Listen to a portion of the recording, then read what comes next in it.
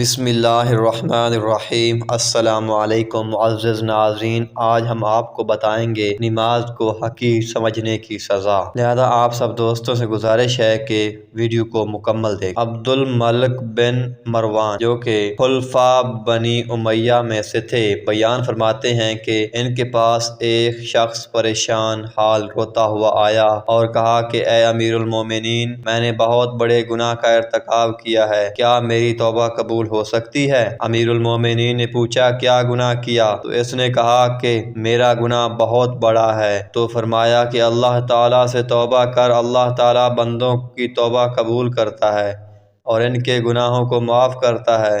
تو اس نے کہا کہ اے امیر المومنین، میں قبروں سے کفن چوری کرتا تھا تو میں قبروں میں عجیب حالات دیکھتا تھا۔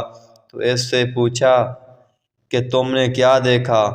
تو اس شخص نے بتایا کہ اے امیر المومنین، میں نے ایک رات ایک قبر کی کھدائی کی تو دیکھا کہ میت کے چہرہ کا رخ قبلہ سے پھرا ہوا ہے۔ میں اس کیفیت کو دیکھ کر گھبرا گیا اور جلدی سے قبر سے نکلنے لگا تو ایک غیبی آواز آئی کہ تم میت کی حالت نہیں پوچھتے ہو کہ کس گناہ کے سبب اس کا چہرہ قبلہ سے پھیر دیا گیا؟ تو میں نے سبب پوچھا تو اس نے بتایا یہ نماز کے حکم کو ہلکا سمجھتا تھا، یعنی اہمیت نہیں دیتا تھا، یہ اس کا بدلہ ہے۔ پھر میں نے دوسری قبر کھودی تو صاحب قبر کو دیکھا، اس کی شکل خنزیر کی شکل میں تبدیل ہو گئی تھی اور زنجیر سے بندھا ہوا ہے اور اس کی گردن میں توق پڑی ہوئی ہے۔ یہ کیفیت دیکھ کر میں گھبرا گیا اور وہاں سے نکلنے کا ارادہ کیا تو غیب سے آواز آئی کہ اس کے عمل کے بارے میں پوچھتے نہیں کہ اس کا عمل کیا تھا اور اس کو یہ عذاب کیوں دیا جا رہا ہے؟ تو میں نے پوچھا کہ کیوں؟ تو انہوں نے جواب دیا کہ یہ دنیا میں شراب پیتا تھا اور بغیر توبہ کے مر گیا۔ اے امیر المومنین، میں نے تیسری قبر کھودی تو دیکھا کہ صاحب قبر کو آگ کی زنجیروں سے زمین کے ساتھ باندھا ہوا ہے اور اس کی زبان گدھی کی طرف نکالی ہوئی ہے۔ یہ حالت دیکھ کر میں خوف زدہ ہوا اور واپس ہونے لگا اور قبر سے نکلنے والا تھا کہ اچانک آواز آئی کہ اس کی حالت نہیں پوچھتے ہو، یہ اس عذاب میں کیوں مبتلا ہوا؟ تو میں نے پوچھا کیوں؟ تو جواب ملا کہ یہ پیشاب سے احتیاط نہیں کرتا تھا، دوسرا یہ کہ لوگوں میں چغل خوری کرتا تھا، یہ اس کی سزا ہے۔ اے امیر المومنین، میں نے چوتھی قبر کھودی تو میں نے صاحب قبر کو آگ بھڑکاتے ہوئے پایا، میں اس سے ڈر گیا اور وہاں سے نکلنے لگا تو آواز آئی کہ تم ان کی حالت نہیں پوچھتے، یعنی ان پر یہ عذاب کیوں ہو رہا ہے؟ میں نے پوچھا کہ ان کے کیا اعمال تھے؟ تو فرمایا کہ یہ شخص بے نمازی تھا۔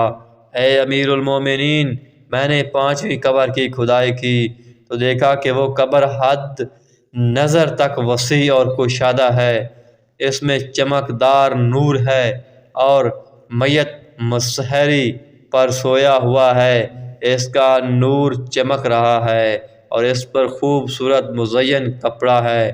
اس سے مجھے پرہیبت طاری ہو گئی، میں اس قبر سے نکلنے لگا تو آواز آئی یہاں کی حالت نہیں پوچھتے ہو کہ میت کا یہ اعزاز و اکرام کس سبب سے ہے؟